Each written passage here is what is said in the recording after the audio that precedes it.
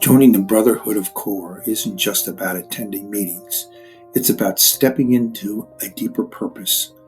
In the world that often isolates and distracts us, Core calls men back to Christ and to each other. It is a place where faith is sharpened, virtue is strengthened, and brotherhood is forged through prayer, formation, and shared mission.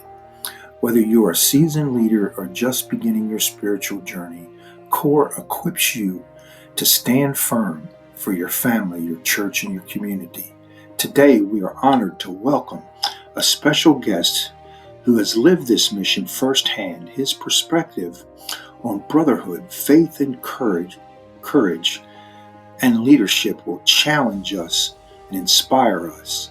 Let us hear what Deacon Arthur Miller has to say. Deacon Arthur Miller encourages us to embrace radical love through his reflections, challenging us to act rather than remain bystanders. His journey from Chicago to preaching nationwide highlights the transforming power of love rooted in justice and mercy. Deacon Miller inspires many as he shares his powerful reflections on the USCCB daily Mass readings, leading audiences towards Christ's message of radical love and compassion. From the south side of Chicago, Deacon Miller has traveled across America preaching love rooted in justice and mercy and the teachings of the gospel. Deacon Miller once said, "If God gave us an 11th commandment, it would be, 'Thou shalt not be a bystander.'" I now give you Deacon Arthur Miller with his insightful reflections that guide hearts towards Christ's call. Hey, Core Brotherhood Group. This is Deacon Art Miller, and one of your brothers, Walter, asked if I'd give you just a talk about brotherhood, about specifically what it means to be a brother in that family of Jesus Christ.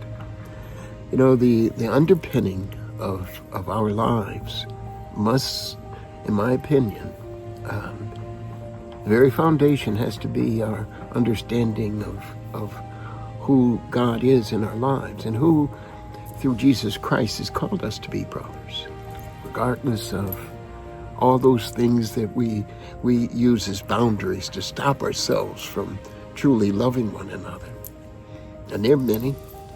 You know, sometimes folks have asked me whether or not God sees black and white and Asian and all these other things. And my response to it is, oh, of course he does. He created us. Psalm 139 tells us that he knew us before we were formed in our mother's womb. He says that he knew us before we were in the bowels of the earth, before we became the entities in which we have become, those children of his. So God knows exactly who we are. God knows exactly who you are.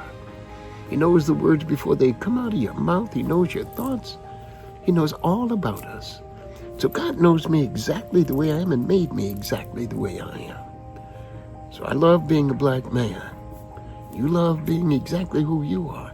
And if there's any moment or any time that I dislike one of God's creation, then it is not his creation that's at fault, it's me. See, that's what the brotherhood is. We have to understand that we have to see everyone as our brother because Christ made them that way. I often think of church as I used to play sports, and I often think of church as the locker room. Yeah, you all remember the locker room. That's where we go to listen to our coach or the priest or the deacon, the assistant coach. And we read from the playbook, you know, the Bible. we read from it because, see, there are plays and things we need to understand because, see, once the locker room is over, then we go out and we have to get in the world and we need the playbook so we understand how to interact with our brothers and sisters out there who don't know the playbook. So we have to understand how the game is played. And so we have to go to the locker room. We have to know who our brothers and sisters are. We have to know the talents of our teammates. And we have to know our own talent. See, not everybody's a quarterback. Not everybody's a center. Not everybody's a middle linebacker. We all have our gifts. And if your gift is not being used, then maybe you're not in the game. Maybe you're trying to do it all by yourself. You can't. You just can't. You see, we come together so that we can fight the opponent. And the opponent should not be you and I. The opponent has to be those out there who are trying to destroy our souls, our spirits, what God has created. And even if sometimes we don't understand all that our brothers and sisters are doing, we do understand who God is in our lives.